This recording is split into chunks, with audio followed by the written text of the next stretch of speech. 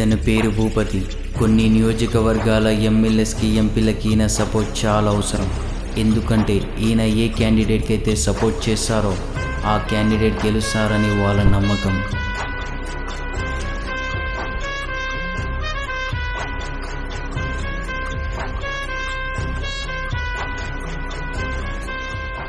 అయ్యా, మా ఆయన బాగా అప్పులు చేసి చనిపోయాడు. పిల్లల్ని చదివించలేకపోతున్నాను. పెద్దయ్యకి చెప్పి ఏమైనా సాయం చేయించండి, మీకు పుణ్యం ఉంటుంది. సరేలే, ఇట్లా అందరికీ అంటే కష్టమే, తర్వాత చూద్దాంలే. అయ్యా అయ్యా అయ్యా అయ్యా అయ్యా అయ్యా అమ్మా, నాన్నకి చెప్పారు కదా, ఆయన చూసుకుంటారులే. ఏమ్రా ఇట్లొచ్చినావు? చిన్న పనుండి కాస్త లేట్ అయింది, పద. పర్లేదురా. హలో అయ్యా, సరే అయ్యా. అయ్యా సరే అయ్యా, నేను చూసుకుంటా. అయిపోతుంది అయ్యా. సరే అయ్యా.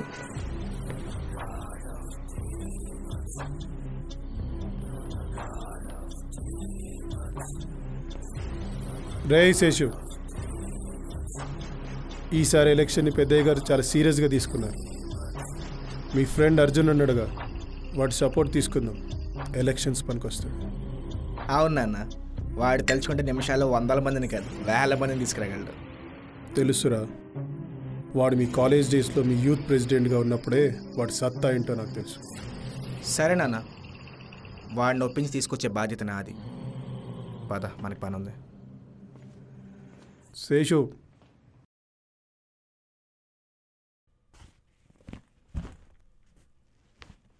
కాస్త వాడిని కూడా చూసుకో.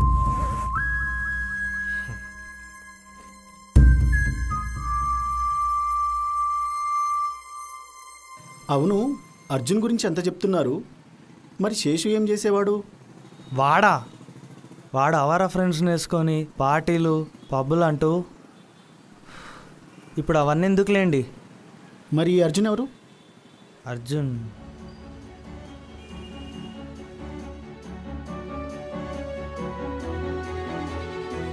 అర్జున్ ఇతను స్టేట్ యూత్ ప్రెసిడెంట్. సమాజం మీద మంచి పట్టు ఉన్నాడు. నీతికి నిజాయితీకి మారుపేరు అర్జున్. ప్రజాప్రభుత్వ ప్రతినిధులకి భూపతి లాంటి వాళ్ళు ఎంత అవసరమో అలాంటి వాళ్ళకి అర్జున్ ఇంకా అవసరం.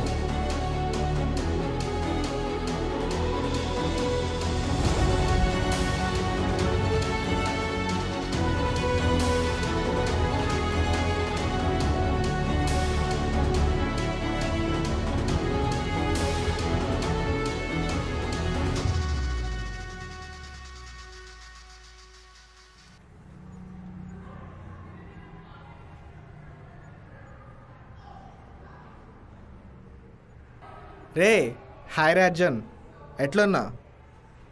ఏంది మంచి బిజీగా ఉన్నట్టున్నావు? కొంచెం వర్క్లో ఉండేరా అంతే. ఏమ్రా, ఏం పని మీద వచ్చినావు? కూర్చో. ఏం లేదురా, ఈసారి కూడా మన ప్రభుత్వం రావాలా. పెద్ద అయిన విషయంలో చాలా సీరియస్గా తీసుకున్నాడంట. మా నాన్న బాబాయ్కి కూడా గట్లైనా నీ సపోర్ట్ కావాలా. రేయ్, ఇగోరా పైసలు, నీకు ఆడ ఉంచు, తీసుకో. కీ సరిపోకపోతే తర్వాత మళ్ళీ చూద్దాం.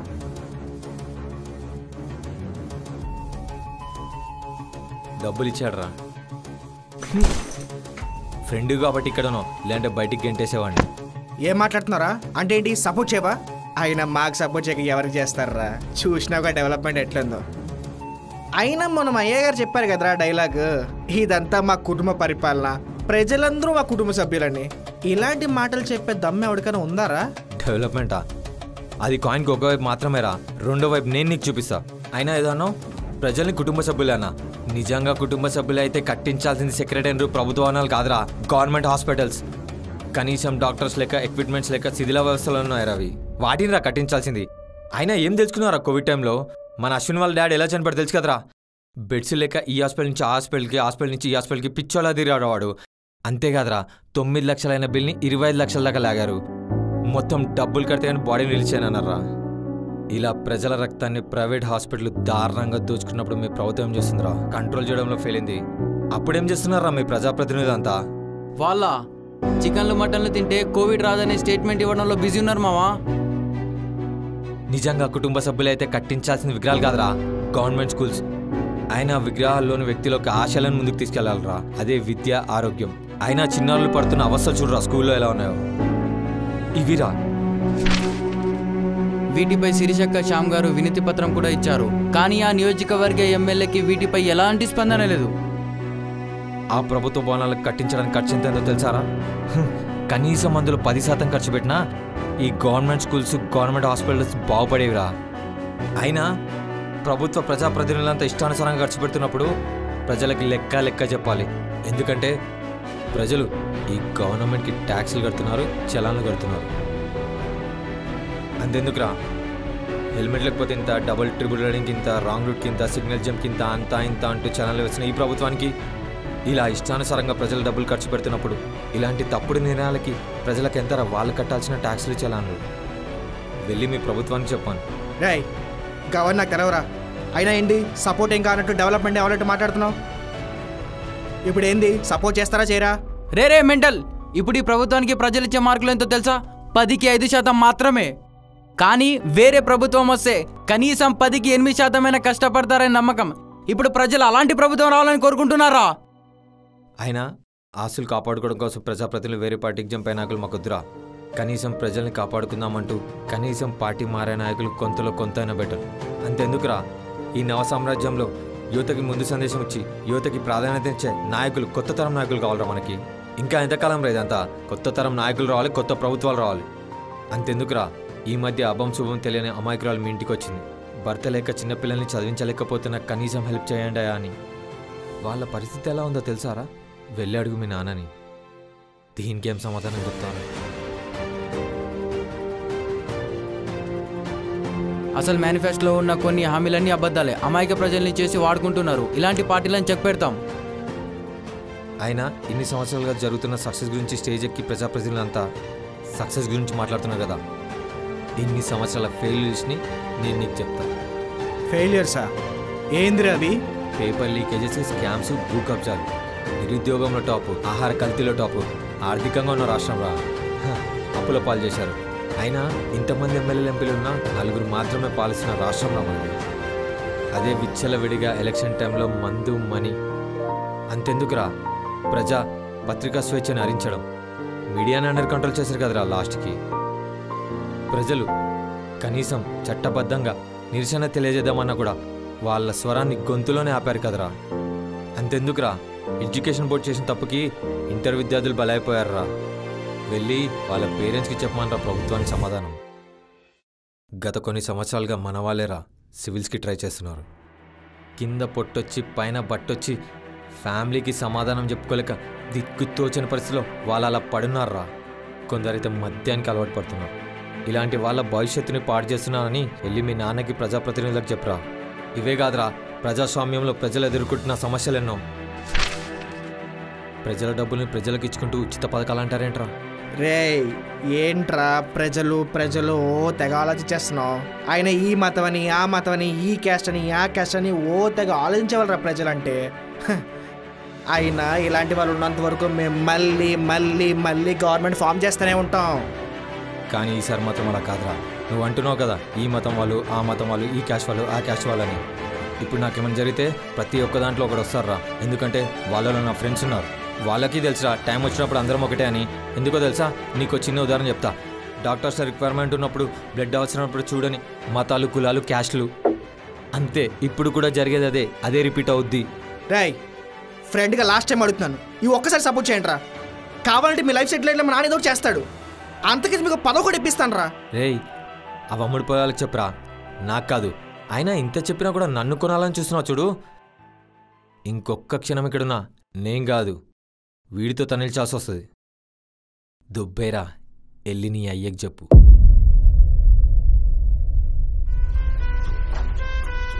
సపోర్ట్ చేయరు కదా, ఎలా చేయరో నేను చూస్తాను, చూపిస్తాను.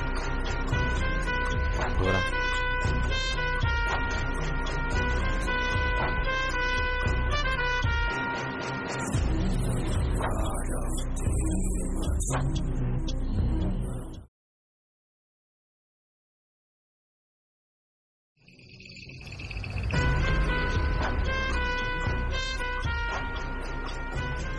నమస్తేనా. అర్జున్ గడు ఉన్నాడు కదా, గాడిని ఎలక్షన్ అయినంత వరకు బయటికి రానికండి. రేయ్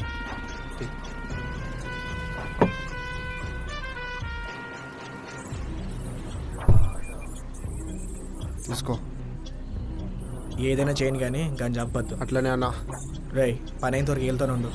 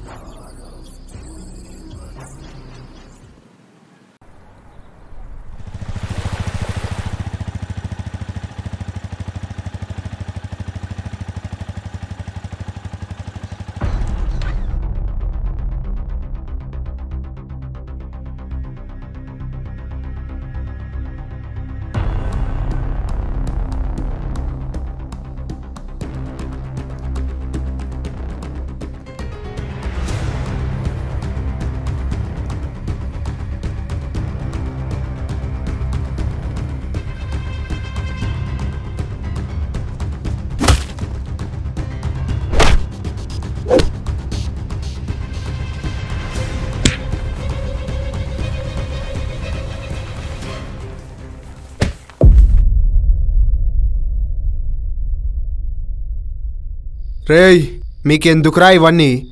చెప్పింది చెయ్యి, లేదంటే నోరు మూసుకొని కూర్చో. అంతేగాని ప్రజల్ని ఒక్కటి చేస్తాం, మీ తాట తీస్తామంటే చూసావు కదా. ఇప్పుడు రమ్మనరా మీ ప్రజల్ని. రేయ్ నువ్వు మావన్కి కావాల్సినవి కాబట్టి ఈ మాత్రం అన్న వదిలేసిన, లేదంటే నా చిన్న పోరలరా మీరంతా. ఇప్పుడు స్టేట్, రేపు సెంట్రల్ దాకా పోతాం. ఎవర్రా మమ్మల్ని ఆపేడిది? ఆ రోజు వస్తే దానికి ముందు రోజే నేను చేస్తాను రా. ఆయన స్కూల్లో చిన్న పిల్లని అడిగినా చెప్తారా దేశాన్ని పాలించే నాయకుడు ఎలా ఉండాలో. మీకు తెలియకపోవడం అది మీ మూర్ఖత్వం. మీలాంటి బచ్చగాలను వంచాలి లుచ్చగాలకు చెప్పండి. ఇలాంటి వాడికి భయపడమని చావడానికైనా రెడీ. నిన్ను చంపకుండా తప్పు చేస్తారా? అగనన్నా. హలో, ఇప్పుడా? నేను చెప్తా. మిమ్మల్ని శేషురామంటున్నాడు, వెళ్ళండి. ఇప్పుడా? ఇప్పుడే అన్నా, వెళ్ళండి అన్నా. నడుర్రా. అన్నా మీరు కూడా వెళ్ళండి అన్నా. అన్నా శేషన్ మిమ్మల్ని కూడా పిలుస్తున్నాడు, వెళ్ళండి. వీళ్ళ సంగతి నేను చూసుకుంటా, మీరు వెళ్ళండి.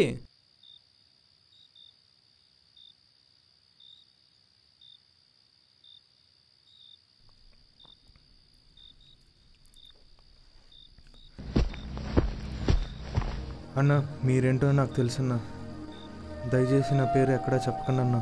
ఇవన్నీ ఇంతటితో వదిలేండి అన్నా, మీ మంచి కోసమే చెప్తున్నా.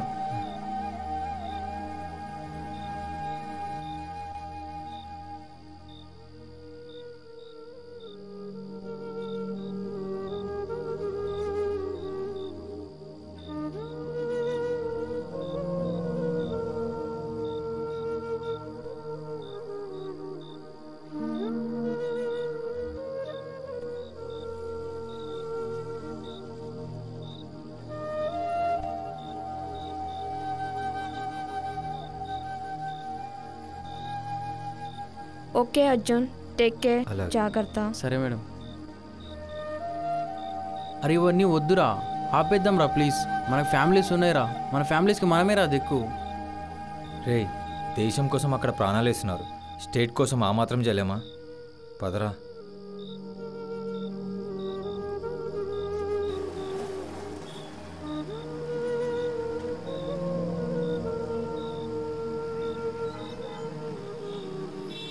సార్ మీ పైన అటాక్ జరిగింది. అది కాదు, కొన్ని సంవత్సరాలుగా ప్రజల కష్టం తీర్చడానికి రాని నాయకులంతా ఎలక్షన్స్ అనగానే కట్టుకట్టుకొని మరి ప్రజల వద్దకు వస్తున్నారు, ప్రజలతోనే ఉంటున్నారు, స్పీచ్లు ఇస్తున్నారు, చెమటలు చిందిస్తున్నారు. మీతోనే ఉంటున్నారు కదా, అందులో కొందరు తప్పు చేసే నాయకులు కూడా మీతోనే ఉన్నారు. వెళ్ళి వాళ్ళని అడగండి రాష్ట్రానికి ఏం చేశారని. మేధావులు, విద్యావంతులు అందరినీ కలిసి ఏకం కమ్మని చెప్పండి. కనీసం ప్రజల్ని అవగాహన కల్పించమని చెప్పండి. లేదంటే వాళ్ళు చదువుకున్న విద్య పిహెచ్డీలన్నీ వృధా అని చెప్పండి. యూత్కి మనం చెప్పాలనుకుంటున్నారా? వాళ్ళ చాలా బిజీ ఉన్నారులేండి, టిక్ టాక్స్ అంటూ, ప్రాంక్స్ అంటూ, రీల్స్ అంటూ. వాళ్ళకొకటే చెప్పాలనుకుంటున్నాం, దయచేసి ఈ కొద్ది రోజులైనా అదే సోషల్ మీడియాని ప్లాట్ఫామ్గా మార్చుకొని ఏ వ్యవస్థలు అయితే సరిగా పనిచేయట్లేదో, ఏ వసతులు అయితే సరిగా లేవో వాటిని లేవనెత్తండి. వాటిని ప్రజలకి, ప్రభుత్వాన్ని చూపించండి. ప్రభుత్వాన్ని నిద్రలేపండి. ఆ తర్వాత అంతా వాళ్ళ ఇష్టం. మీడియాకి ప్రజల తరఫున ఒకటి చెప్పాలనుకుంటున్నా, మీరు ప్రశ్నించేటప్పుడు ఎవరికీ భయపడకండి. నిజాన్ని నిర్భయంగా ప్రజల ముందుంచండి. ప్రజల యొక్క గొంతుకల్ని, సమస్యల్ని నాయకుల దగ్గరికి తీసుకెళ్ళండి. మీపైన దాడి చేసిన వాళ్ళ గురించి మీరు ఏమైనా చెప్పాలనుకుంటున్నారా? ఆ గుండాలు వేలలో ఉండొచ్చు, మాలాంటి ఎదిరించే వాళ్ళు వందల్లో ఉండొచ్చు. కానీ ప్రశ్నించడానికి ఎంత దాకానే వెళ్తాం, దేనికైనా సిద్ధం. మంచి నాయకులు రావాలని కోరుకుంటున్నాం. జై హింద్.